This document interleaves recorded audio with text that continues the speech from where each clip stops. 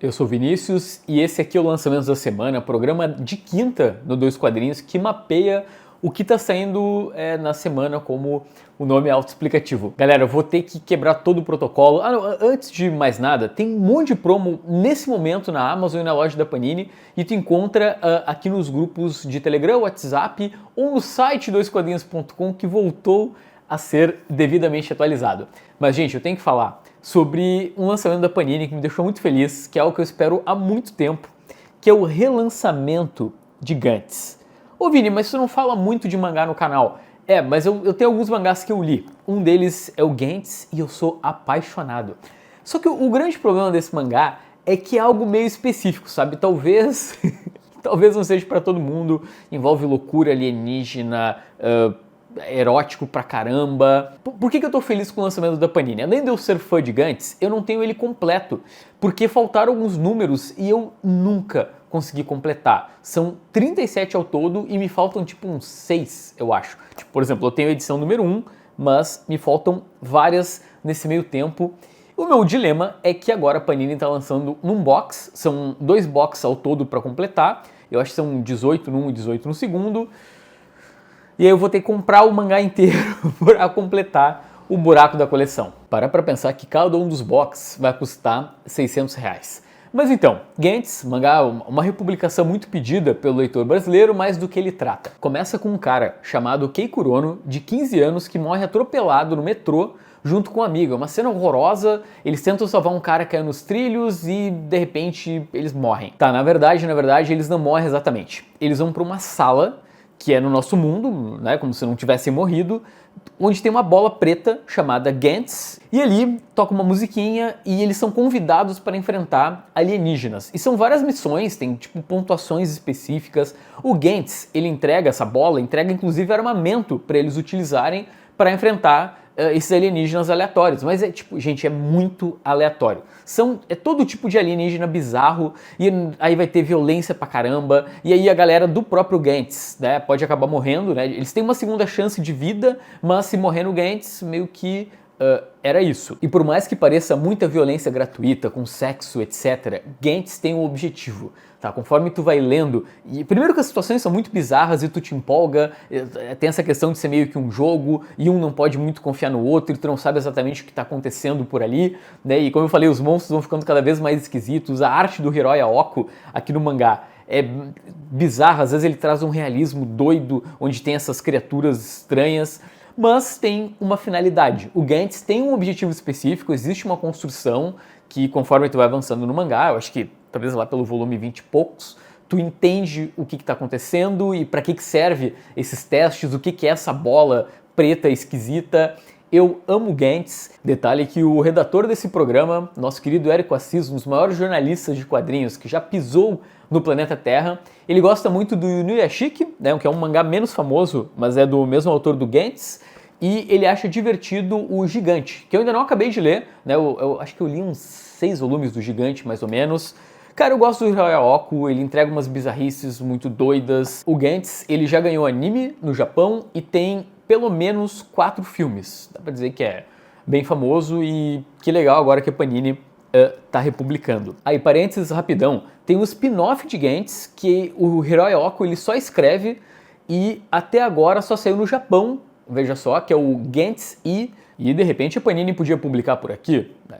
Por que não? Chegou o momento de falar de um dos maiores acertos recentes da Panini Comics, que é algo muito simples, mas que deixou a galera muito empolgada, né? Eu postei uma foto no Instagram e teve curtida pra caramba, comentário, que é a nossa querida capa rasgada do Wolverine. Sim, é algo que a própria editora Abril já tinha feito aqui no Brasil na época, e isso aconteceu em 1995 em Wolverine 39 da Abril. Gente, 30 anos, então é realmente um show de nostalgia. Assim, talvez hoje em dia a galera veja essa capa rasgada e diga: ah, legal, pô, já vi tantas vezes, bacana a iniciativa da Panini.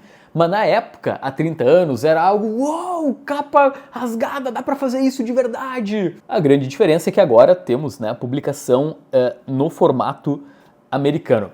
Eu já li boa parte das histórias que tem aqui, quando a Panini publicou na coleção clássica Marvel, mas o ponto importante de deixar bem claro aqui é que essa edição, especificamente a 4, ela não é só uma capa que vai chamar atenção. Na verdade, essa parte da história pro Wolverine é muito importante, considerando o fato de que na época tinha saído o Arma X, que vocês devem conhecer, né? Aquela história que é basicamente a origem do nosso querido Carcaju, um gibi mega violento, parece meio que uma Marvel estilo Vertigo. Eu amo Arma X. Então, aqui as histórias do Wolverine, né, a cronologia do personagem passa a integrar o Arma X. Então a gente vai ver o Larry Hama e o Marc Silvestre trabalhando essa questão da origem do Carcaju. Assim, eu já ouvi leitores das antigas me dizendo que, cara, não é legal, sabe? Vai se descambando para implantes de memória, uma trama sem fim, que vai do nada para lugar nenhum, mas eu sinceramente estou bem curioso para ler, até porque essas histórias em si eu já tinha lido. Mas o que vem depois eu nunca li. Ah, gente, e o Marc Silvestre desenha muito, né? Olha esse Wolverine mega animalesco. Ah, importante, vocês notaram que a saga do Wolverine está no volume 4. Então veja como é uma possibilidade de você correr atrás do volume 1 e acompanhar essa série, que é bimestral pela Panini e é muito, muito boa. Agora a gente vai para o lançamento do Pipoca Nanquim, que tem mais de 400 páginas, é um, sei lá, micro-ônibus de Juan Jimenez, que é o Quarto Poder e a Conspiração Star. Você deve estar sabendo, mas tanto o Pipoca quanto a Comic Zone estão dando o melhor para a gente ter toda a biografia do Juan Jimenez, desenhista argentino, que infelizmente a gente perdeu para a Covid-19, mas que era um gênio. O Pipoca, ele já publicou por aqui o grande trabalho da carreira desse quadrinista, que é A Caça aos Metabarões. Agora, eles estão voltando lá para o começo da carreira do Juan Jimenez com essas duas séries que saem num único volume. A Conspiração Star foi a primeira coisa que ele lançou direto em francês, e é uma história meio comédia, meio heróica, lógico, né, muito sci-fi, com um repórter chamado Léo Roa, que fica viajando pelo espaço e pelo tempo.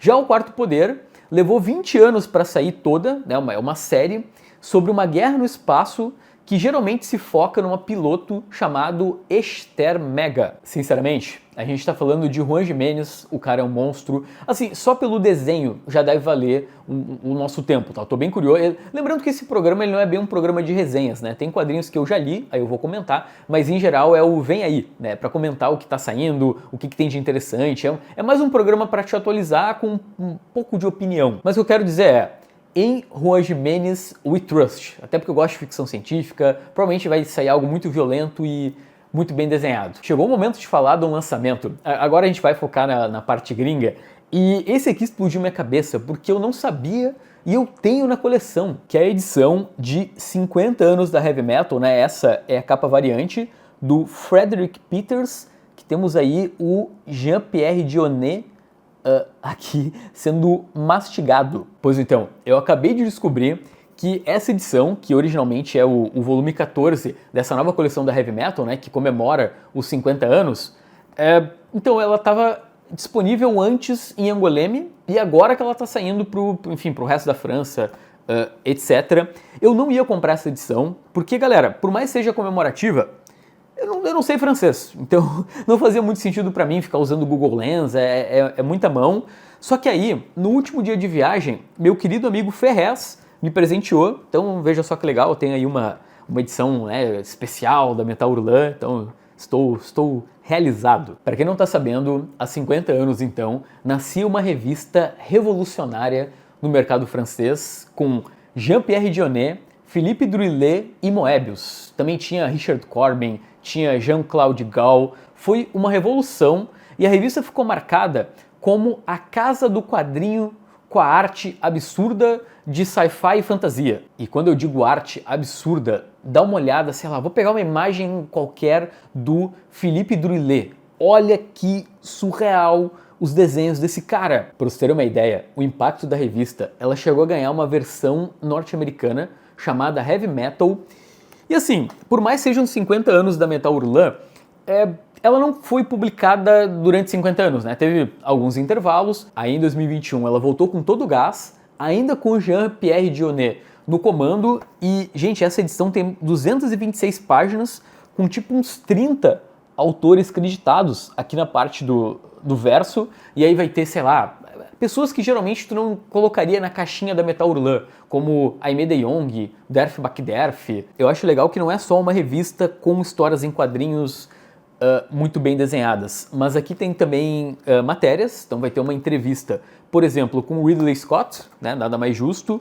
Tem entrevista, lógico, com o próprio Jean-Pierre Jeunet. Deixa eu mostrar a imagem aqui para vocês. Ó. Ele muito contente aqui com seus brinquedos. E a estrutura dessa edição é o seguinte, ó, por exemplo, aqui tem a história do Derf Backderf. Aqui a gente tem uma recomendação ou uma curiosidade sobre alguma edição específica da Heavy Metal, aí tem a biografia do quadrinista e aí uma história. E são várias e várias histórias curtinhas, né? Essa aqui é do Derf Backderf, ele está fazendo uma homenagem ao Arzak, do Moebius. Mas galera, a história da Aimee de Jong realmente me destruiu. Aqui tem, de novo, na mesma estrutura, né? Uma curiosidade sobre alguma Metal Hurlant, a biografia da Aimee de Jong e aí começa a história.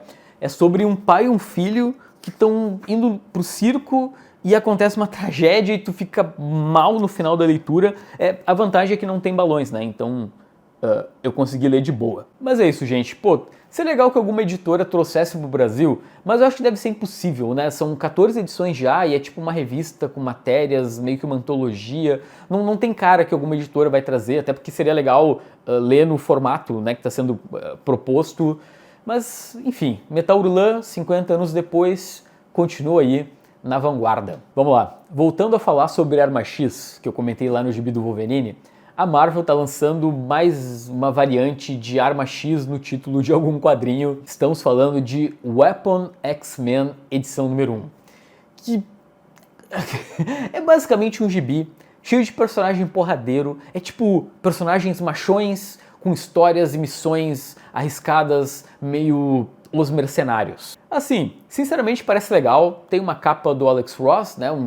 Alex Ross meio Rob Liefeld. Tem personagens interessantes, tipo o Wolverine, o Cable, Deadpool, Pássaro Trovejante.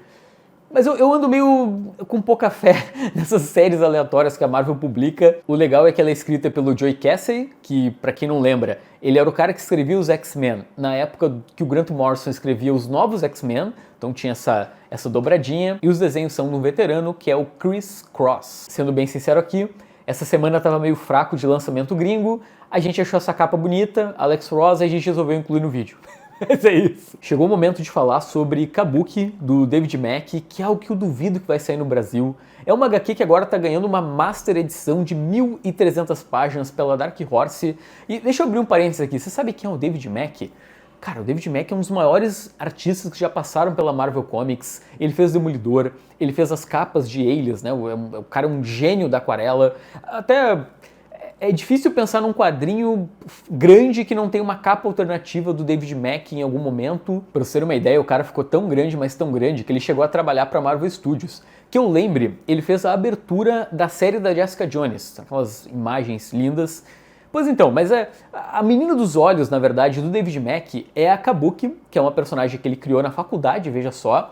Parte do quadrinho dessa master coletânea da Dark Horse é o TCC do David Mack, e as histórias então giram em torno dessa personagem, que tem o codinome Kabuki, que é uma agente especial do governo japonês que se mete no meio de uma conspiração e tem que enfrentar os seus chefes. Aí vai ter umas coisas de mitologia japonesa, com espionagem, com histórias de fantasma. É algo meio onírico, surreal, que tem tudo a ver, logicamente, com a arte aquarelada de David Mack. Lembrando que essa edição, ela celebra os 30 anos da personagem, veja só. E agora uma curiosidade, você sabe que nos anos 90, o Joe Quesada e o Jim Palmiotti, eles descobriram o David Mack, eles acharam interessante, né, a Kabuki, ou Kabuki, e chamaram ele para trabalhar na Marvel por conta do Marvel Knights. Você sabe aquele selo que meio que salvou a Marvel ali no final dos anos 90, aí eles lançaram o Demolidor, Pantera Negra, Justiceiro também. Enfim, daí eles queriam o David Mack no selo Marvel Knights. Aí o Mack falou, olha, legal, só que eu tô mais afim de desenhar do que escrever. Mas tem um cara que eu gostaria de apresentar para vocês, que escreve muito bem. E ele se chamava, ou se chama até hoje, na verdade, Brian Michael Bendis. Sim, vocês devem já ter ouvido falar dele, e aí o resto é história. Rapidinhas. A gente começa falando sobre The Marvel Comics Covers of Jack Kirby Volume 1, 1961 até 1964. Gente, o mercado norte-americano ele não cansa de me surpreender. Os caras têm espaço para uma coletânea de capas do Jack Kirby. E, enfim, como vocês viram, é de 61 até 64, então logo eu imagino que vai ter outros volumes e a gente vai longe ainda. Na sequência, tem o volume 7 da saga do Superman, que tu deve estar pensando, Vini, mas por que tu está falando disso, né? Super aleatório. Então, essa edição ela é representativa porque surge a mensal Man of Steel, que era a quarta mensal do personagem da época. E tem uma curiosidade, que essa fase ela é chamada de fase triângulo, né? Se vocês reparem, tinha um triângulozinho nas capas da revista do Super-Homem, porque é como se o gibi fosse semanal, né? Cada mensal tem equipes criativas diferentes, mas eles contam uma sequência. Então, tipo, tem o triângulo 1, o triângulo 2, 3, e assim vai indo, mas é basicamente a mesma história. Eu não sei se eu expliquei muito bem, mas basicamente a DC pensou, pô, por que não obrigar os fãs a comprar os 4 gibis do Superman que a gente lança todo mês, contando uma única história, né, em sequência entre eles, mas é isso. Depois tem um relançamento bem legal da Panini, que é o Batman Acossado, lá do Legends of the Dark Knight, né, histórias do começo de carreira do Homem-Morcego, e a curiosidade é que aqui nós temos a equipe criativa do Mestre do Kung Fu. Asa Noturna Volume 1, que, gente, vamos resolver esse problema de uma vez por todas. Eu já não aguento mais. Pra ter uma ideia, eu postei uma foto com o Tom Taylor no meu feed e tinha gente marcando o cara. Tom Taylor, ó, esse cara odeia o Asa Noturna. Ó, parênteses aqui, tá, inclusive. Eu conversei com o Tom Taylor lá em Angoleme e ele me revelou que ele também não gostava de Asa Noturna até escrever o personagem. Aí, ó, você ficava me julgando? Aí, ó, toma essa. Mas enfim, eu recomendo Asa Noturna, gente, tá? Eu tô meio atrasado com a leitura, mas eu achei o volume 1 legal, tá? E isso gerou uma onda de gente, como assim? Você não amou esse gibi que todos amaram? Aí eu li o volume 2, eu passei a gostar um pouco mais, mas, gente, calma, tá? Calma. Tem também um baita lançamento da Comic Zone que venceu o Eisner, que é Somna, da Becky Clunan e da Tula Lotay, né, um gibi erótico, um terror feito por mulheres. E aí depois tem o 100% da Editora Mino, que é um resgate dela, né, é uma republicação de um quadrinho do Paul Pope, que teve toda uma corrida da galera por conta das edições com o bookplate autografado. E é legal que a gente tem uma edição exclusiva brasileira, tem tipo, cara, sei lá, umas 20 e poucas páginas de extras produzidos especificamente aqui no Brasil pela Mino. E aí, para terminar, tem Fabien Tumé com algo que eu falei há pouco tempo aqui no canal e que agora está saindo no Brasil pela Nemo, veja só. Gente, era isso, eu só quero dizer que, como eu fico feliz em gravar esse programa, é muito legal, tipo, saber o que tá saindo, o que tá acontecendo no mundo dos quadrinhos. Se vocês já clicaram no botão do like, eu sempre esqueço de pedir isso.